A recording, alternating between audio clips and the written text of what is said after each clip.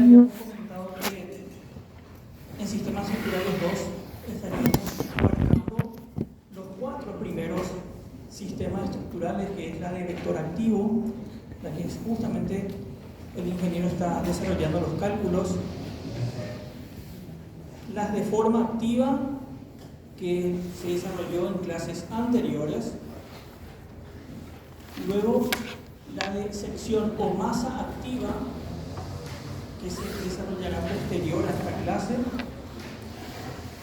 y por último la de superficie activa.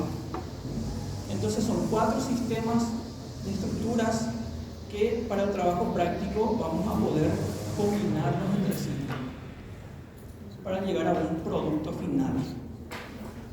Los sistemas de estructuras de altura activa se desarrollan en la siguiente cátedra, que es la de sistemas estructurales 3. Aquí vemos algunas imágenes que representan, digamos, cada uno de estos sistemas. Vemos claramente las arquitecturas que están conformadas por vectores activos. Claramente se nota la estructura. En la imagen de la derecha vemos la de superficie activa. Adelantando un poco, superficie activa, toda la superficie de la estructura está trabajando. A la derecha tenemos la de sección o masa activa, que habíamos visto el semestre anterior en sistemas estructurales 1, enfocados a luces pequeñas. En sistemas estructurales 2 se va a enfocar para grandes luces. Ahí hablaremos de pretensados, postensados. Luego tenemos la de forma activa, que es, digamos, hay 2 grandes estructuras aquí, ¿verdad? Las conformadas por arcos y cables, ¿sí?, que habíamos visto en las clases anteriores. Y por último la de altura activa, que son los edificios altos, en donde existen ciertas particularidades también, ¿verdad? Lleva todo un estudio muy amplio, es por eso que se desarrolla enteramente en el siguiente semestre.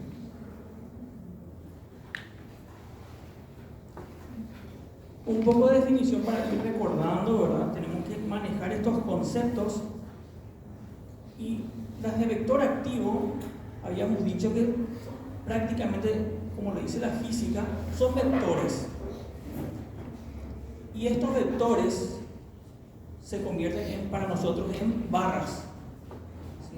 Entonces, estas barras pueden estar trabajando a compresión o a tracción. Y una de las características que también ya se había mencionado en clases es que la disposición de estas barras deben hacerse por triángulos, considerados geométricamente una figura indeformable. Entonces, para conformar el triángulo tenemos las barras y los puntos de unión serían los nudos. Habíamos dicho también que para que se cumpla la condición de tener una estructura de vector activo y que esta estructura sea isostática, es decir, que tranquilamente puedan calcularse con las ecuaciones de la estática. Cuando tenemos una estructura hipostática, ya no podemos utilizar el método, sería una estructura que no se soportaría así mismo. Y cuando tenemos una estructura hiperestática, tiene otro tratamiento. Entonces, nosotros nos enfocamos en las estructuras isostáticas.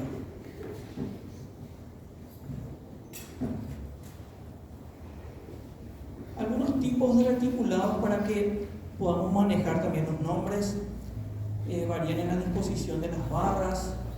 Tenemos unas estructuras más triangulares, y luego tenemos también las conocidas como cerchas.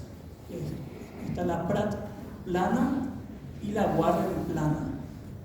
Entonces son distintos tipos de disposición de estos elementos, ¿verdad? Y dependiendo de qué estamos queriendo hacer para nuestra arquitectura, estaríamos diseñando ya sea utilizando esto o ir combinando también.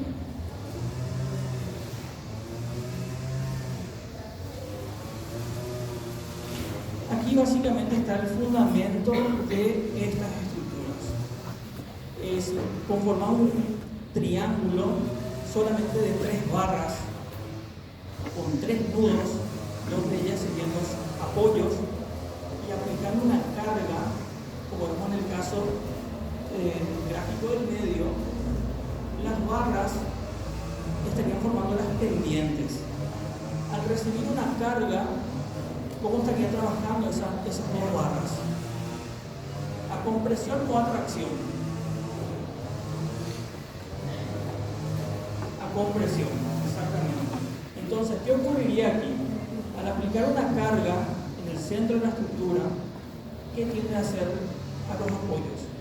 Desplazarlos hacia afuera, ¿sí?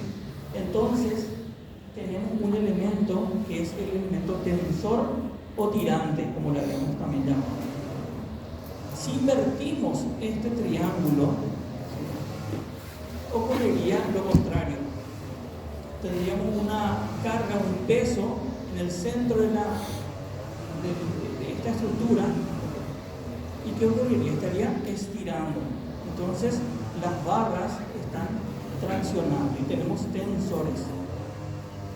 Si no tenemos la barra a compresión, ¿qué estaría ocurriendo con los apoyos? Se estaría desplazando para adentro, ¿sí?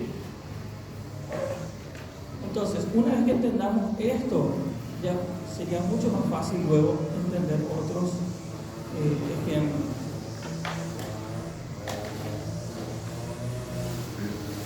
Esto también el ingeniero ya lo había mencionado, las partes, vamos a dar un repaso, en donde el elemento principal, el eje principal al centro tenemos el pendolón, lo que serían las 2 pendientes, tenemos los ares, luego tenemos paralelas al pendolón, tenemos las montantes, estas a su vez unidas por las diagonales, y por último tenemos el elemento tirante o tensor.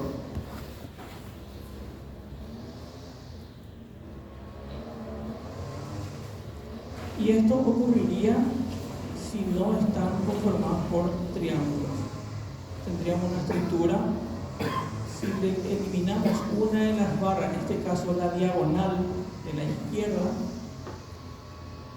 ¿qué figura tendríamos? Quitamos esa barra, tendríamos un cuadrado, y el cuadrado se considera una estructura deformable. Entonces, al eliminar esa barra, ocurriría esta deformación.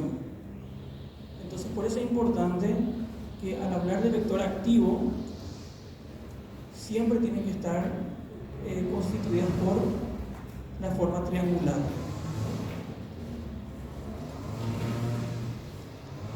Y aquí vemos, si hacemos un análisis con cálculo numérico, vamos a llegar a darnos cuenta que tenemos esta liga Pratt, en donde, si se fijan en las líneas más gruesas y oscuras, esos elementos, el elemento superior de la viga está trabajando a compresión. Y también los elementos perpendiculares, en este caso serían las montantes, ¿sí? Entonces, esos elementos estarían trabajando a compresión, y las diagonales y la barra inferior estarían trabajando a tracción.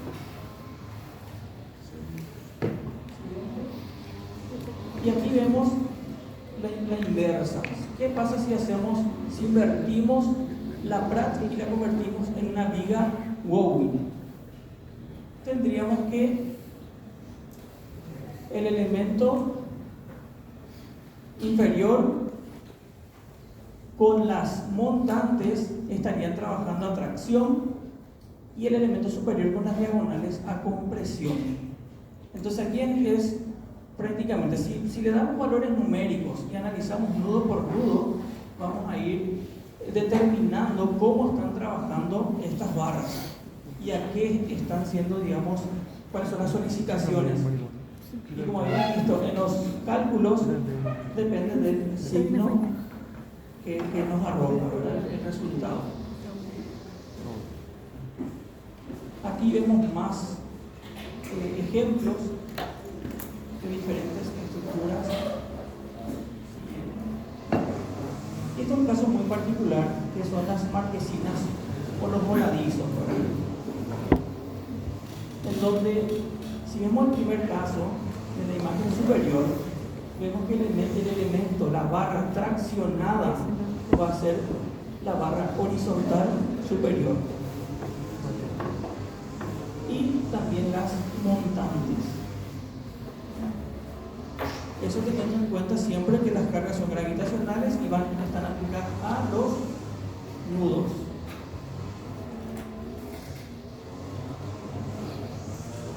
Y luego tenemos que la barra que está en la parte superior, inclinada, uniendo, digamos, el extremo del voladizo con el apoyo inferior, está trabajando a compresión. Ahora, si este voladizo, ¿sí?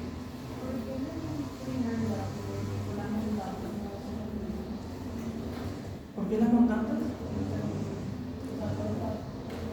Si está haciendo, digamos, el cálculo numérico, ocurre esto. Pasa que está, en el primer caso, el tensor está estirando, ¿sí?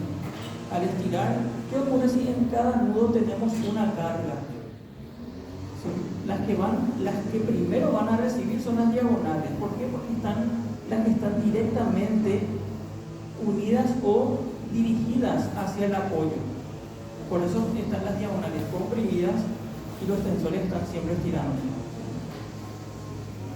Y es el caso contrario en el voladizo. Si lo hacemos simetría, ¿sí?, y las cargas, si están aplicadas a los nudos, ¿quién recibe la carga? ¿Sí? En el extremo, ¿sí?, tenemos una carga, ¿sí?, en las montantes también. Entonces el elemento está comprimiendo. Entonces necesitamos, ¿sí?, en la parte para el apoyo superior, algo que pueda estirar. Entonces ahí está trabajando a tracción.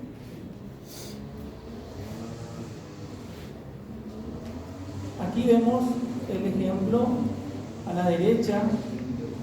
Si nosotros, por ejemplo, vamos a intuir de una forma, pero después tenemos que razonar lo que estamos diciendo. Si yo invierto en el apoyo, en los dos apoyos, vemos que el apoyo superior está traccionando. ¿Qué pasa si hago la inversa? Digo, el apoyo superior va a comprimir y el apoyo inferior va a traccionar. ¿Se imaginan? Al tener un momento, un giro, va a ser mucho más fácil que gire porque la compresión en la parte superior no me va a servir, ¿sí? Simplemente se va a romper, ¿sí? Entonces yo necesito, como habíamos dicho en voladizo, en sistemas estructurales 1, necesitamos esa armadura negativa en la parte superior. Ahí es donde está traccionando esto. Y simplemente en la parte inferior, como aquí yo estoy traccionando, en la parte inferior estoy comprimiendo. Entonces de esa forma esta marquesina se puede quedar, digamos, en su mismo sitio, en la misma posición. ¿Se entiende esto? Sí. Aquí damos un ejemplo. Esto es un mirador, está en Malasia, a 645 metros sobre el nivel del mar. Entonces, cuando tenemos estas estructuras, no podemos equivocarnos y decir que en la parte superior está comprimiendo y en la parte inferior está traccionando. ¿Por qué? Porque simplemente no se quedaría en su sitio, estaría girando. hacer es, en la parte superior, estirarlo, traccionarlo.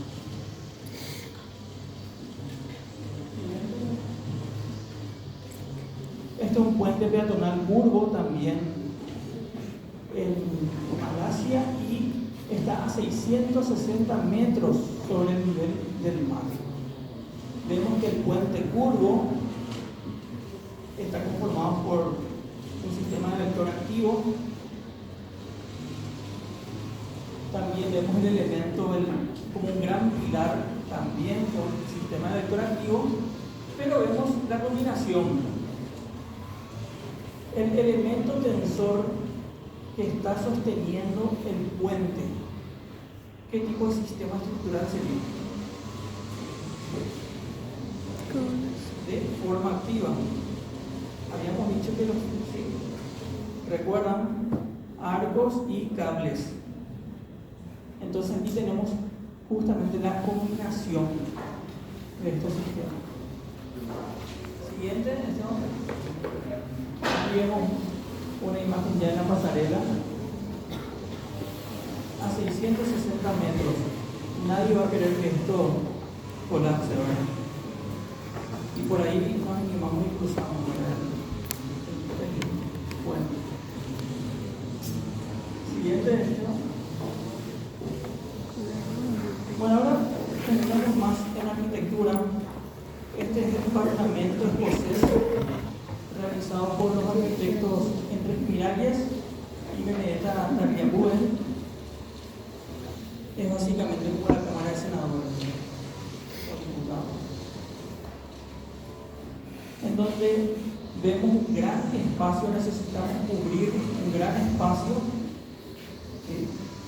Y entonces encontramos soluciones originales. Haremos más imágenes de esto, donde la combinación de estos sistemas estructurales hace que ciertas barras puedan reemplazar y utilizar directamente cables como tensores, y los elementos que están comprimiendo, y lo uso o de madera o puede ser también metálico.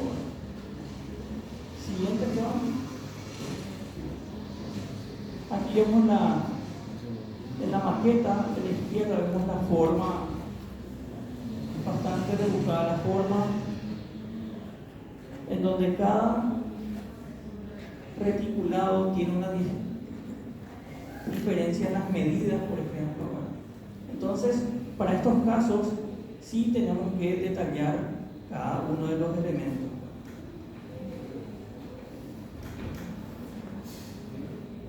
Siguiente. Este es un edificio realizado por Norman Foster. No vamos a entrar mucho en detalle en edificios altos, pero es importante por lo menos ir mencionando, ¿verdad?, que también podemos utilizar sistemas de vector activo en edificios altos.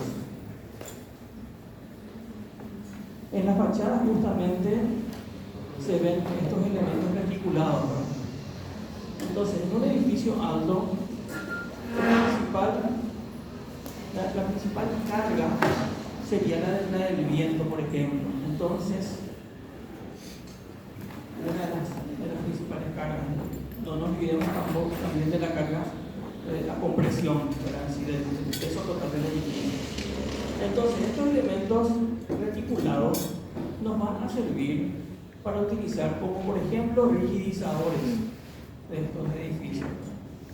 Siguiente imagen. Aquí un poco la planta y la fachada. Nada más para mostrar aquí que está conformado en la planta ser un gran espacio. Siguiente imagen. Y en ciertos sectores de la estructura, por ejemplo en el acceso donde están las escaleras mecánicas, sí vemos un reticulado curvo en la parte inferior, ¿verdad?, y metálico con digamos cerramientos de vidrio para dar justamente esa transparencia que buscamos. Y entonces vemos en la imagen de la derecha cómo tenemos unas cruces, Si bien quizás esto no lo vamos a estar analizando como por método de los nudos, ¿sí? Ya sería por otros métodos también, incluso hoy en día ya se utilizan los software, ¿verdad? Y tenemos bastante facilidad en ese sentido, ¿no? Pero es importante también mostrar cómo estos sistemas se pueden ir combinando, ¿no? Siguiente diapositiva.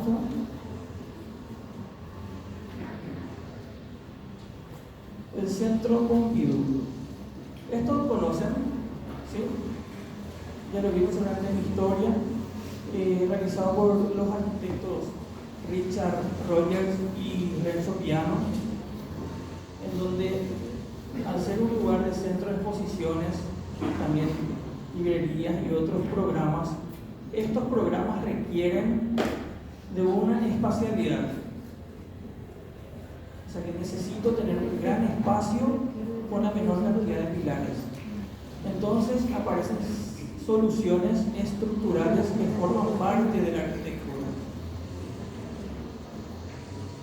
Aquí vemos el espacio y vemos el uso de estos articulados planos.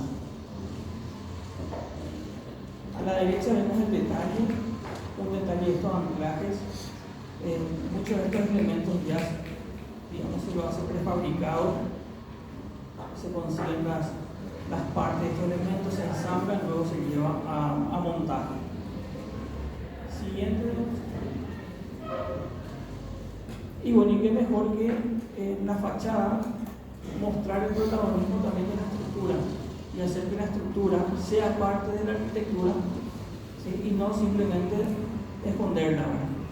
Entonces esto tiene un sistema bastante complejo, donde vemos unas cerchas que están unidas entre sí. ¿Qué estamos queriendo hacer? Un gran espacio, ¿sí? Pero en cada nivel. Todos los niveles tienen la misma espacialidad. Entonces, estas estructuras deben estar unidas.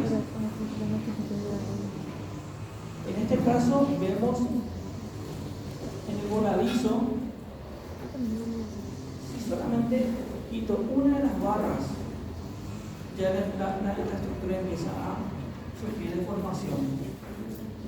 Entonces, esto es un caso bastante complejo que se analizó bastante y se estudió también por mucho tiempo para poder construirlo. Siguiente. Y aquí justamente vemos que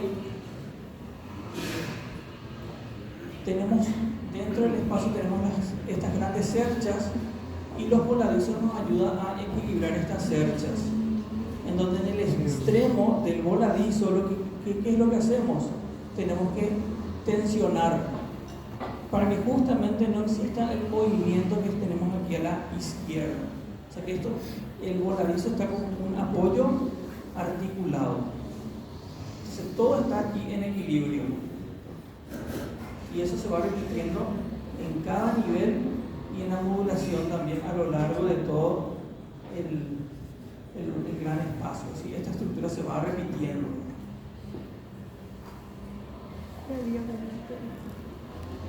Aquí imágenes más de cerca a detalle de las dimensiones, de los tensores, de todos los elementos.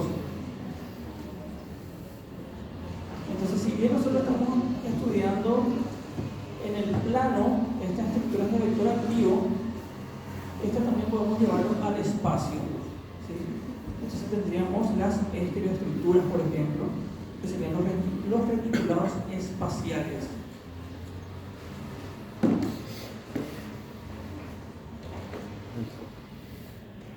Y bueno, en París hacen lo que justamente aquí no hacemos. Aquí, si vamos a asfaltar una gran avenida, hacemos durante el día. Ahí hacen durante la noche los trabajos pesados, ¿verdad? ¿Por qué? Porque esto significa llevar este reticulado de un sitio de fábrica al sitio de obra. Y como se habrán fijado, no es solo un reticulado, son varios reticulados. Esto tiene un peso. La logística aquí es importante. Entonces, con esto nada más ir mostrando que lo que vamos diseñando tiene relación con otras áreas, en este caso la logística. ¿Cómo hago para fabricar y construir esto en un tiempo determinado?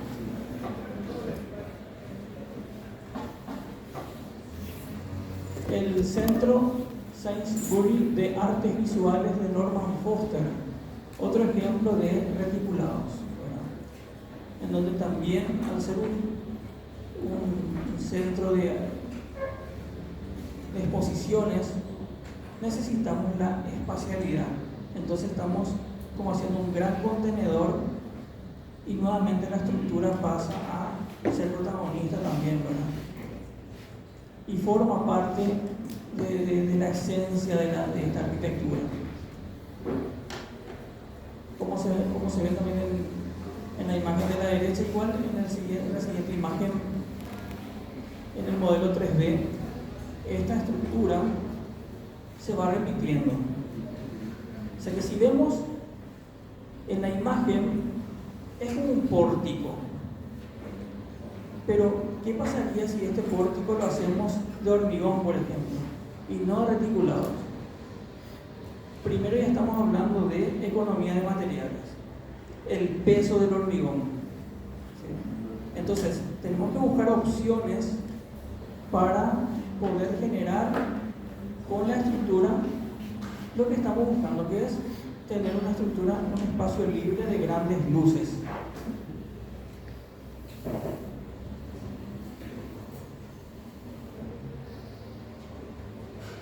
Y de paso, aprovechando el espacio que se genera dentro de la estructura, ¿sí? Porque esta estructura es como un gran pilar hueco. Aprovechamos para colocar las instalaciones, por ejemplo. Entonces, hay se congenia varios aspectos, ¿no? Arquitectura, estructura, instalaciones. Siguiente diapositiva. Y aquí vemos el tamaño de esta estructura. Vemos cómo el personal está trabajando. Y estas estructuras se van uniendo ya sea por soldadura o con ciertos anclajes. Eso también tenemos que diseñar según lo que encontremos en el mercado, ¿verdad?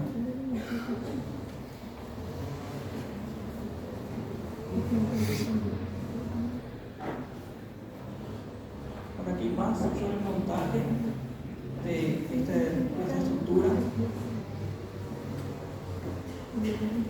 Siguiente diapositiva. Y ahora vamos a ver varios ejemplos, ¿verdad?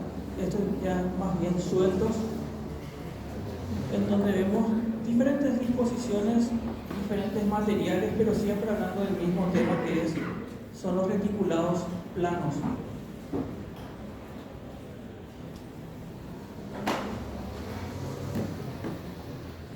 Vemos también la aplicación de esto en viviendas. Normalmente vemos las cabriadas, en donde se solicita un cierto tipo de diseño, pero sin embargo aquí puedo modificar eso, aprovechar el espacio entre los planos del triángulo, digamos, que están huecos, para insertar otros elementos como el vidrio, tener cierta claridad dentro de esta vivienda, y también usar en espacios públicos.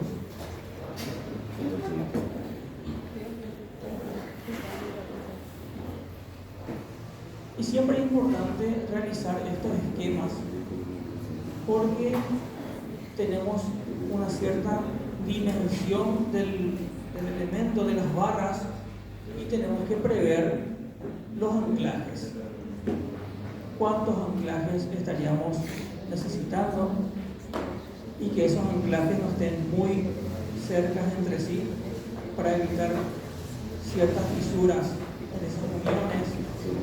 Entonces, necesitamos hacer estos pequeños cálculos, ¿verdad? Para poder determinar bien cómo estaríamos anclando. Y vemos diferentes tipos de anclaje, ¿verdad? Entre metal y madera o uniones metálicas, ¿verdad?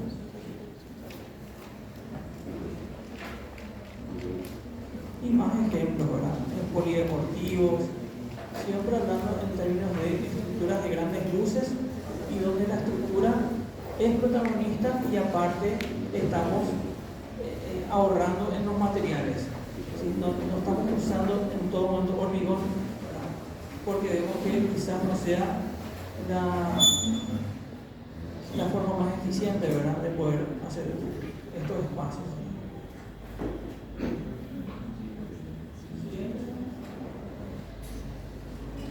Y aquí con esta imagen vemos, ubican aquí los reticulados planos, ¿sí? Pero con cierta combinación, ¿verdad? En donde el reticulado plano están en ambas fachadas, ¿sí? Y también logramos tener esa espacialidad por dentro, ¿verdad? Entonces, la idea para el trabajo práctico no es simplemente usar el sistema de reticulados planos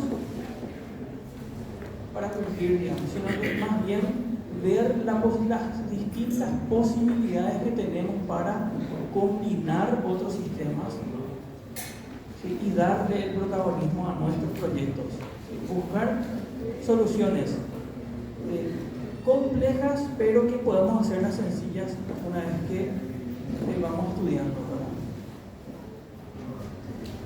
Muchas gracias. Una consulta, pregunta.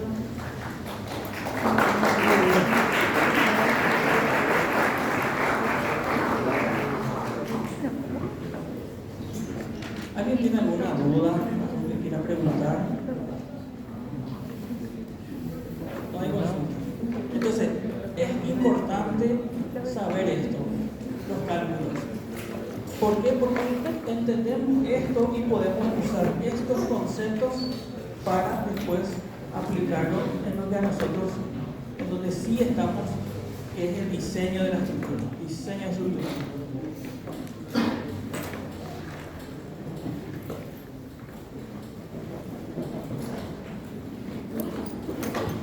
Aquí hay maquetas, ejemplos de maquetas de semestres anteriores.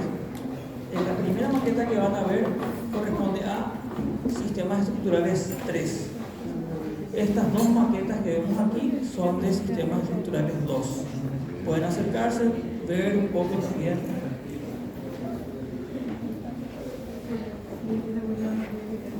No vamos a decir el puntaje de cada trabajo, pero como ejemplo.